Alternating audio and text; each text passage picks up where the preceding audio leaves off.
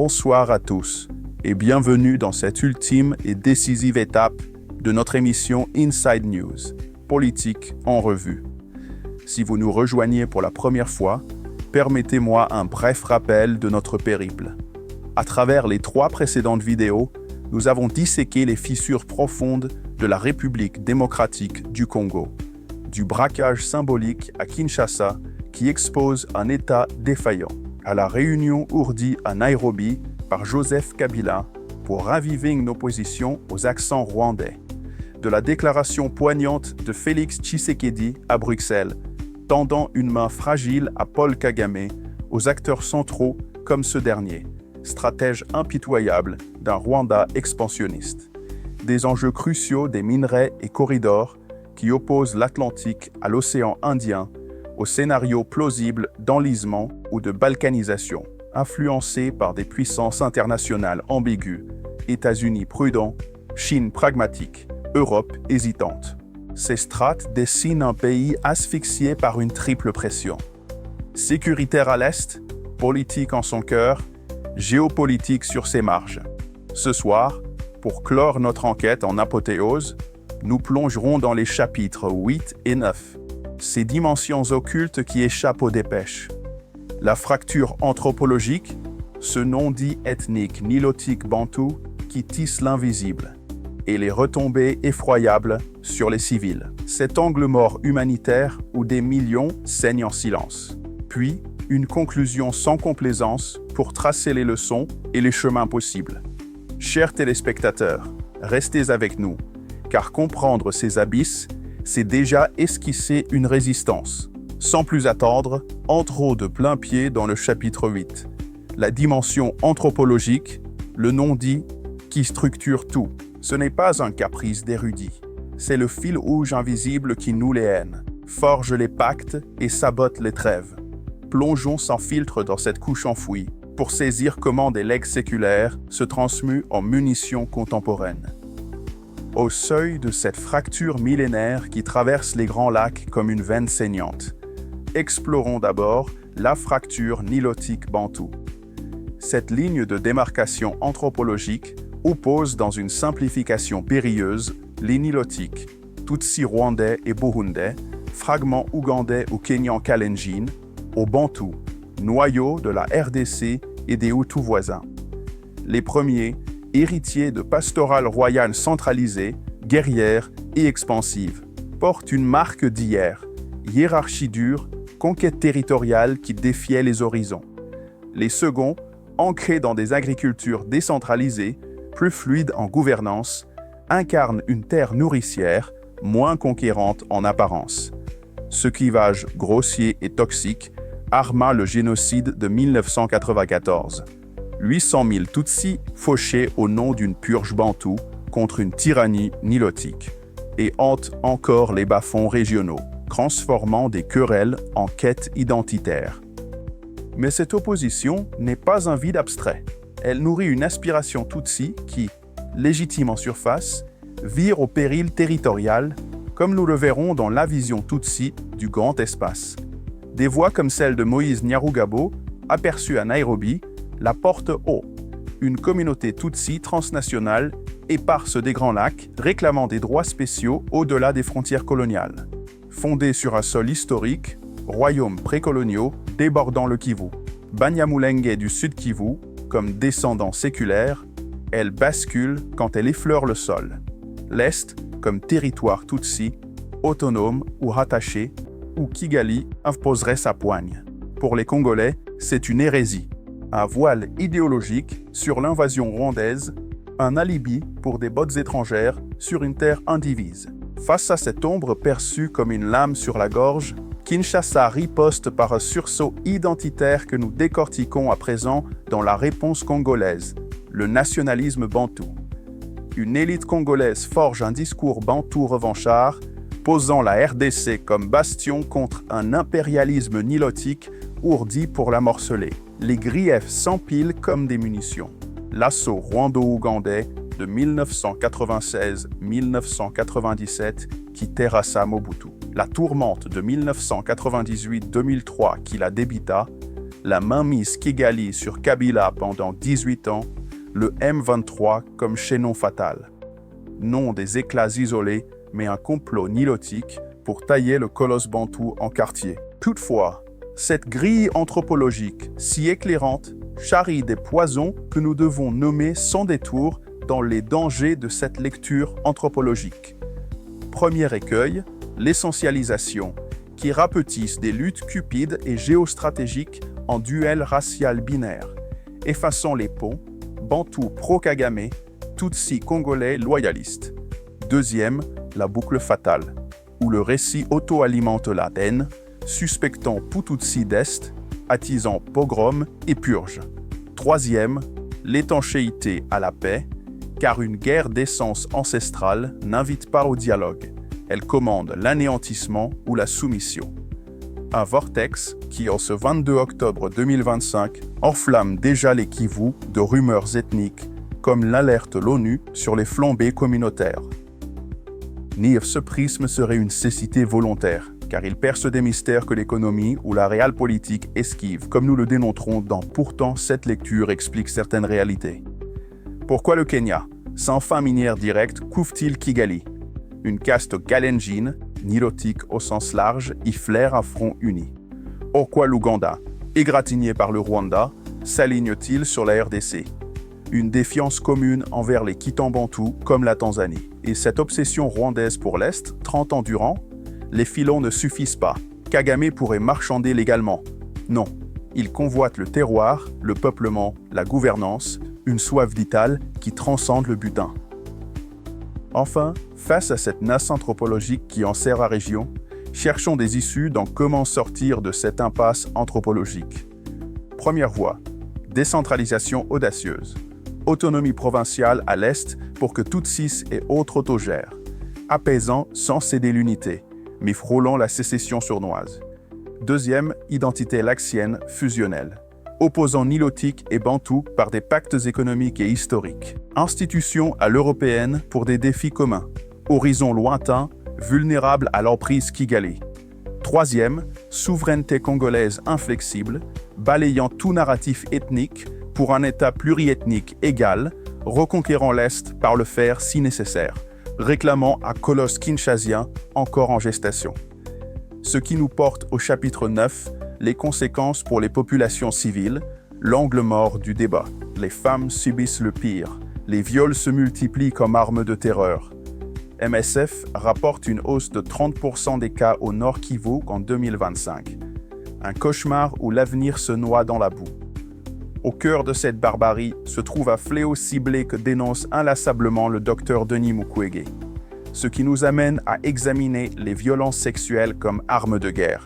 Cette tactique systématique qui détruit le tissu social. Le docteur Mukwege, prix Nobel de la paix 2018.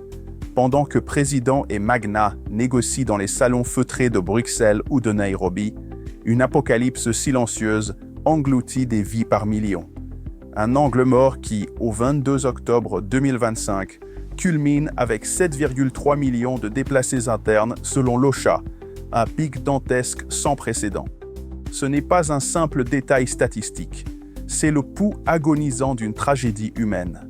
Pour saisir l'ampleur de ce naufrage humanitaire, commençons par examiner les chiffres de la catastrophe humanitaire. Les données frappent comme des coups de massue.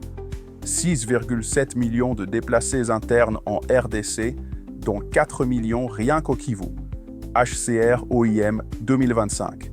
700 000 réfugiés ont fui chez les voisins. 25 millions de personnes souffrent de la faim. Plus de 120 groupes armés sèment le chaos à l'Est. Des dizaines de milliers de morts depuis 2021, sans compter ceux emportés par les épidémies et la famine. Ces chiffres ne sont pas de simples statistiques. Ce sont des vies détruites, des familles anéanties, un état exsangue où la tourmente n'est plus un bruit de fond, mais le quotidien lui-même. Derrière ces abstractions numériques se cache la chair vive de la souffrance. Explorons maintenant la vie dans les camps de déplacés pour comprendre ce que ces chiffres signifient vraiment. À Goma, Butembo, Beni, c'est l'enfer sur terre. Des familles entassées sous des bâches en plastique, sans eau potable, sans toilette. Le choléra et la rougeole tuent les enfants par centaines. Les soins médicaux, inexistants ou presque. L'école, un rêve impossible pour 2 millions d'enfants. UNICEF 2024. Et les femmes subissent le pire. Les viols se multiplient comme arme de terreur. MSF rapporte une hausse de 30% des cas au Nord Kivu en 2025. Un cauchemar où l'avenir se noie dans la boue. Les violences sexuelles comme arme de guerre. Le docteur Mukwege, prix Nobel de la paix 2018, dénonce ce crime depuis 3 décennies. Le viol n'est pas un accident de guerre, c'est une tactique utilisée par tous les groupes. M23 rwandais, FRDC, FDLR, Mai Mai, ADF, Wazalendo. Les conséquences sont dévastatrices. Fistules, VIH, rejet par la communauté, enfants nés du viol. C'est une arme pour détruire le tissu social, pour faire fuir les populations. C'est une guerre contre les femmes, contre l'espoir, martèle le docteur Mukwege en 2025. Son hôpital de Panzi soigne 20 000 survivantes par an, un génocide silencieux des âmes. Et sous la terre, loin des regards, se déroule un labeur infernal que l'anarchie du conflit libère de tout contrôle. Comme nous le révèle l'exploitation des enfants dans les mines, ce scandale planétaire qui alimente nos objets du quotidien. 40 000 enfants travaillent dans les mines artisanales des Kivu, Amnesty 2025. Dès l'âge de 7 ans, ils extraient du cobalt et du coltan pendant 12 heures pour quelques centimes. Ils respirent des poisons, risquent leur vie sous les éboulements. Ces minerais, ils finissent dans nos téléphones, nos voitures électriques, chez Tesla, Apple, Samsung. La guerre permet cette exploitation sans contrôle. Les bandes armées taxent les mines, les patrons exploitent sans limite. Nos appareils brillent du sacrifice de ces enfants. Chaque salve de canon, chaque offensive militaire rase un peu plus l'espoir collectif d'une génération. Comme nous le déplorons, en constatant la destruction des infrastructures de santé et d'éducation. Ces piliers d'une société qui s'effondre. 400 écoles détruites au Nord Kivu. UNICEF 2024. 2 millions d'enfants sans accès à l'éducation. 60% des centres de santé en ruine dans les zones de conflit. L'eau potable, l'électricité devenue des luxes. Comment reconstruire un pays quand toute une génération grandit sans école, sans soins, sans espoir? Enfin, ce calvaire humanitaire suscite un silence international assourdissant que nous devons maintenant disséquer pour comprendre le silence complice de la communauté internationale, ce 2 poids 2 mesures qui révèle les véritables priorités du monde. Pourquoi ce silence? Plusieurs raisons convergent. Le racisme latent. Les vies africaines comptent moins. Comparé avec l'Ukraine, couverture médiatique massive, aide internationale immédiate, dont par milliards. La complexité repoussante, trop d'acteurs, trop de causes entremêlées. Pas de récit simple pour les médias. Pas de menaces directes, les réfugiés restent en Afrique. Pas de terrorisme islamiste qui menace l'Occident. Les intérêts économiques, ces minerais sales alimentent nos batteries. Fermer les yeux arrange beaucoup de monde. Human Rights Watch dénonce ce double standard en 2025. 2 poids, 2 mesures. Pour ces oubliés dont la voix ne porte pas au-delà des camps de fortune, l'urgence hurle des remèdes concrets que nous esquisserons maintenant en répondant à la question. Que faudrait-il faire pour mettre fin à cette tragédie? Les solutions existent et elles sont à portée de main si la volonté politique se manifeste enfin. Accès humanitaire sans obstacle, bloquer l'aide humanitaire doit être reconnu comme crime de guerre. Casque bleu efficace, une vraie force de protection, pas une MONUSCO affaiblie qui regarde sans agir. Justice internationale implacable, la CPI doit poursuivre tous les responsables de crimes de guerre. Traçabilité des minerais, contrôle strict de toute la chaîne, sanctions contre les entreprises complices. Aide financière massive, des milliards pour reconstruire hôpitaux, écoles, infrastructures. Sans sursaut international, ces cris d'alarme mourront dans l'indifférence. Quoi retenir de cette crise? Mesdames et messieurs, chers téléspectateurs, nous voici au terme de cette enquête sans concession sur la République démocratique du Congo. 9 chapitres pour décortiquer une crise qui n'est pas seulement congolaise, mais africaine, mondiale même. Avant de nous quitter, prenons le temps de synthétiser ce que nous avons découvert ensemble, car ces leçons dépassent largement les frontières du Congo. Les faits incontestables. Commençons par ce qui ne peut être contesté, par ce que les documents, les rapports et les preuves établissent sans l'ombre d'un doute. Premier fait incontournable. Le Rwanda arme, finance et soutient militairement le M23. Les rapports des experts de l'ONU sont formels.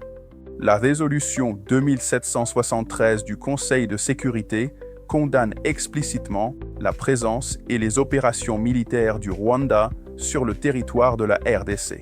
Entre 3000 et 4000 soldats rwandais combattent sur le sol congolais. Ce n'est pas une théorie du complot. C'est un fait documenté, photographié, géolocalisé. Deuxième fait irréfutable, l'Est de la RDC regorge de minerais qui sont au cœur de notre civilisation moderne. 60% du cobalt mondial, 80% du coltan, 30% du cuivre.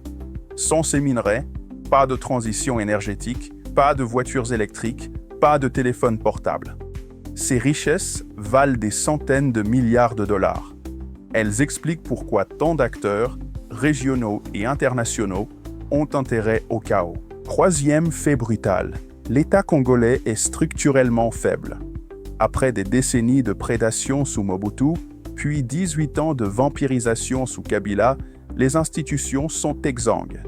L'armée ne peut pas défendre le territoire. L'administration ne fonctionne pas. La corruption gangrène tout. Ce n'est pas un jugement moral, c'est un constat factuel.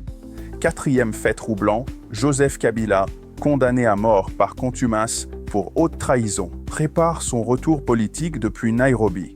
Il dispose d'une fortune colossale, d'un réseau intact, de connexions régionales solides. La réunion du 20 octobre 2025 n'était pas un accident, c'était un test, une démonstration de force. Kabila n'a pas dit son dernier mot.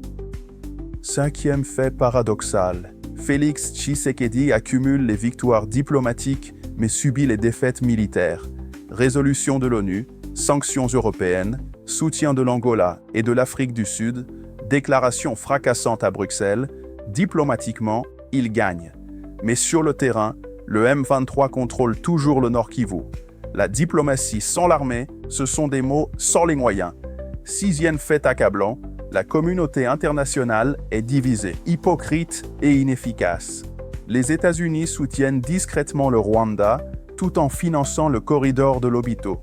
La Chine exploite les minerais sans se mêler du conflit. L'Europe condamne verbalement, mais commerce avec tous. L'Afrique médiatise sans imposer. Résultat, des déclarations, des sommets, des communiqués, mais le sang continue de couler. Les questions sans réponse qui entreront 2028. Mais au-delà des certitudes, d'immenses zones d'ombre demeurent. Des questions sans réponse dont dépend pourtant l'avenir de 100 millions de Congolais. Explorons ces interrogations qui devraient tous nous empêcher de dormir. Question numéro 1. Paul Kagame abandonnera-t-il un jour l'Est congolais?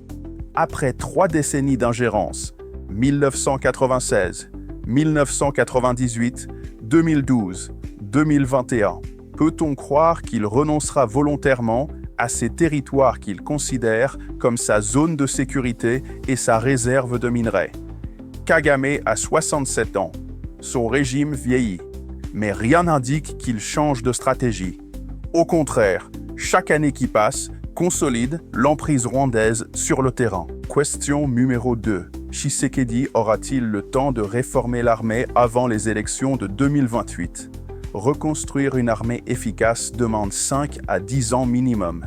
Formation, équipement, doctrine, chaîne de commandement, lutte contre la corruption, c'est un chantier titanesque. Tshisekedi n'a que 3 ans. 3 ans pour accomplir ce que Kabila n'a pas fait en 18 ans. Est-ce réaliste? Ou sommes-nous condamnés à voir la diplomatie congolaise briller pendant que l'armée s'effondre? Question numéro 3. Joseph Kabila peut-il vraiment revenir au pouvoir? Un homme condamné à mort, accusé de haute trahison, soupçonné d'être rwandais, Honni par l'opinion publique de Kinshasa et de l'Ouest, comment pourrait-il gagner une élection? Et pourtant, il a l'argent, il a le réseau, il a peut-être le soutien du Rwanda. Et si l'élection de 2028 est aussi chaotique que celle de 2023, s'il y a un second tour entre Tshisekedi et Katumbi, Kabila pourrait jouer les faiseurs de roi. N'est-ce pas terrifiant? Question numéro 4. Les Tutsis congolais peuvent-ils vivre en paix sans l'influence de Kigali? Voilà peut-être la question la plus difficile. Les Banyamulenge du Sud Kivu, les Tutsis du Nord Kivu, sont-ils condamnés à être les otages de la politique de Kagame? Peuvent-ils s'émanciper de Kigali et devenir pleinement congolais?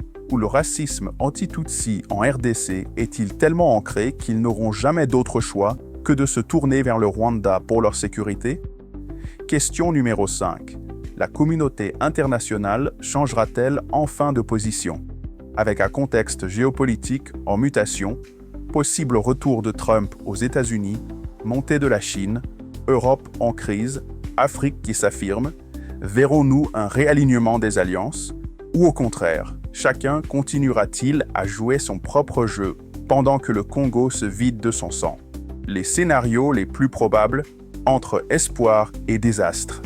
Face à ces inconnus, quel chemin se dessine? Pas de boule de cristal, mais des tendances basées sur l'analyse froide des rapports de force actuels. À court terme, 2025-2027, l'enlisement sanglant. C'est le scénario le plus probable à 60-70%. Le M23 garde ses positions au nord Kivu.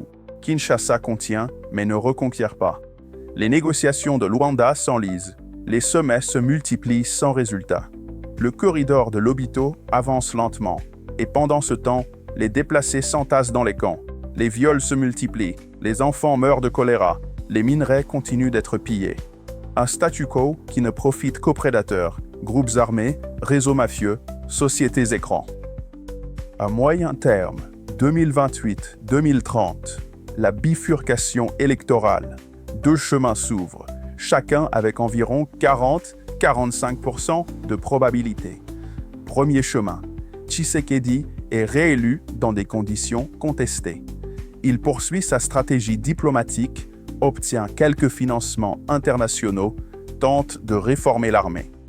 Mais le conflit devient chronique, une plaie ouverte qu'on apprend à gérer sans jamais vraiment la soigner. L'influence rwandaise persiste de manière feutrée. L'Est reste une zone grise. Deuxième chemin, un candidat du camp Kabila, ou issu d'un accord avec Kabila, remporte l'élection. Peut-être Matata Ponyo, peut-être un autre. Il négocie directement avec Kagame. Le M23 se retire officiellement. Des accords secrets garantissent au Rwanda l'accès aux minerais et la sécurité de la frontière. La paix revient, mais à quel prix? L'intégrité territoriale devient théorique. L'Est bascule dans une autonomie de facto contrôlée par Kigali. Le peuple congolais obtient la paix, mais perd sa souveraineté. À long terme, post-2030, renaissance ou éclatement. Deux extrêmes, chacun peu probable, mais possible. Le scénario optimiste, 10-15%. Une génération nouvelle émerge en RDC. Des leaders intègres, formés, visionnaires. L'État se reconstruit progressivement. L'armée devient professionnelle. Les institutions fonctionnent. Les minerais bénéficient enfin au peuple congolais. Des accords régionaux équilibrés sont trouvés. L'Est est pacifié et réintégré. La RDC devient ce qu'elle devrait être, un géant africain prospère. Le scénario catastrophe, 10-12%, l'éclatement. L'État central s'effondre. L'Est se sépare, soit annexé par le Rwanda, soit devenu un territoire indépendant fantoche. Le Katanga, riche et frustré, fait sécession avec l'appui de multinationales minières. D'autres provinces suivent. La RDC devient ce que Lumumba craignait en 1960, un cadavre dépecé. Une balkanisation que le continent africain redoute depuis 60 ans et qui pourrait créer un précédent dévastateur pour toute l'Afrique. Le message final. À qui la faute et que faire? Arrivés à ce point, une question doit être posée frontalement. À qui la faute? Cette tragédie n'est pas une malédiction africaine. Ce n'est pas le produit de l'ethnicité, du tribalisme ou d'une quelconque incapacité congénitale des Africains à se gouverner. Non, c'est l'œuvre d'êtres humains précis, identifiables, qui ont fait des choix précis pour des intérêts précis. Paul Kagame, qui, par génie stratégique ou obsession sécuritaire, refuse de lâcher l'Est congolais malgré le coût humain épouvantable. Joseph Kabila, qui, par cupidité ou calcul politique, a passé 18 ans à vampiriser les ressources de son propre pays et qui, aujourd'hui encore, préfère son retour au pouvoir à la stabilité de la RDC. Les dirigeants occidentaux qui, par cynisme ou calcul géopolitique, ferment les yeux sur les crimes de leurs alliés tant que les minerais continuent d'alimenter leurs économies. Les industriels chinois qui, par pragmatisme commercial, exploitent les ressources sans se soucier des conditions d'extraction ni du contexte politique. Les seigneurs de guerre locaux qui, par opportunisme ou survie, transforment le chaos en business model.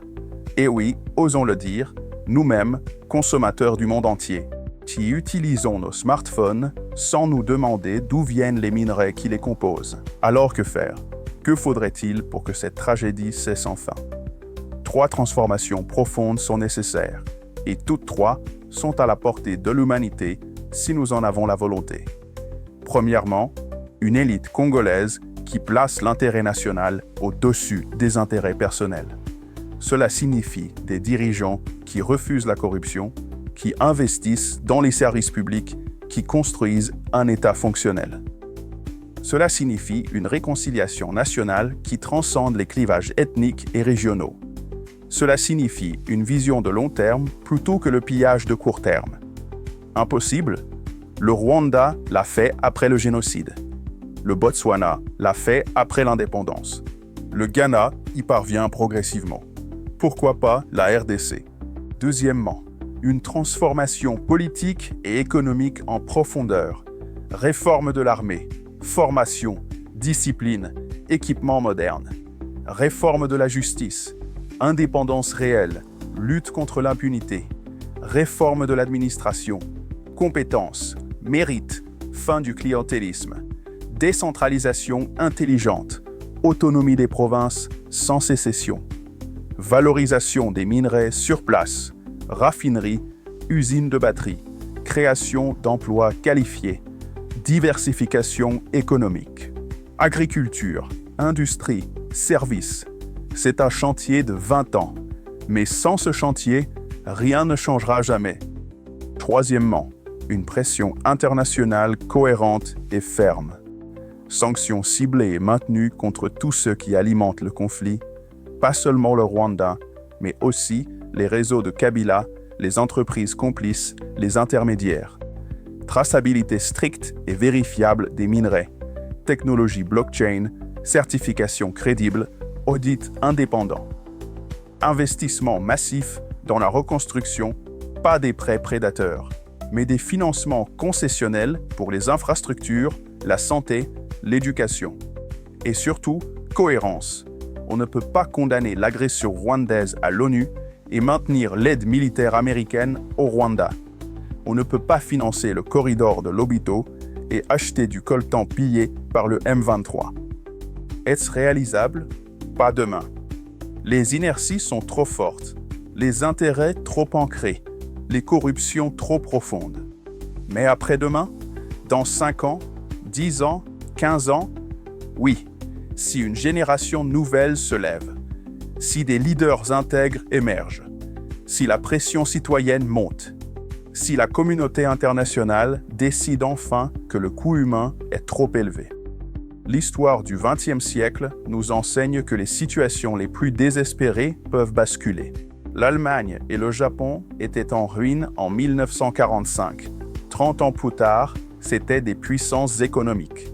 La Corée du Sud était plus pauvre que le Ghana dans les années 1960. Aujourd'hui, c'est un géant technologique. Le Rwanda était un charnier en 1994. Aujourd'hui, quels que soient les défauts de son régime, c'est un pays fonctionnel. Pourquoi la RDC ne pourrait-elle pas réussir sa propre transformation? L'appel final. Que dirons-nous aux enfants du Congo? Chers téléspectateurs, Avant de nous quitter, permettez-moi de vous poser une question personnelle. À chaque fois que vous prenez votre smartphone, savez-vous que le cobalt qu'il contient vient peut-être d'une mine du Katanga où un enfant de 7 ans travaille 12 heures par jour pour quelques centimes? À chaque fois que vous montez dans une voiture électrique écologique, réalisez-vous que sa batterie contient peut-être du coltan extrait dans une zone de guerre où des femmes sont violées systématiquement comme armes de terreur. À chaque fois que vous rechargez votre ordinateur portable, pensez-vous aux 7,3 millions de personnes déplacées qui survivent sous des bâches en plastique, sans eau, sans nourriture, sans espoir. Ce n'est pas pour vous culpabiliser. C'est pour nous rappeler à tous une vérité fondamentale. Nous sommes tous connectés. Votre vie quotidienne en Europe, en Amérique, en Asie, elle est littéralement construite sur les minerais du Congo. Ce n'est pas une métaphore, c'est une réalité physique, chimique, électronique. Et cette connexion nous donne une responsabilité.